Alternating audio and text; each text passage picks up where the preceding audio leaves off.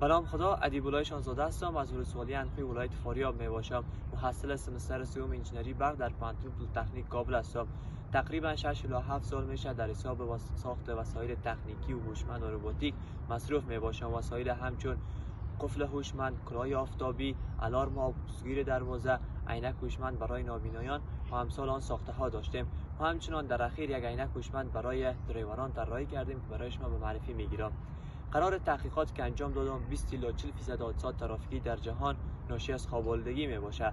در ایران 20 تا 30% و در پاکستان 28 تا 34% بوده است. ولی در کشور ما متاسفانه آمار دقیق وجود نداشته، ولی به خاطر افزایش بی‌پیشینه حادثات ترافیکی کوشش کردم تا یک وسیله را بسازم که از خواب‌آلودگی راننده جلوگیری بکنه. این عینک قسمی از زمانی که یک راننده عینک را در چشم خود میکنه، آلارم میته و او را آگاه میسازه. بیاین یک بار امتحان میکنیم.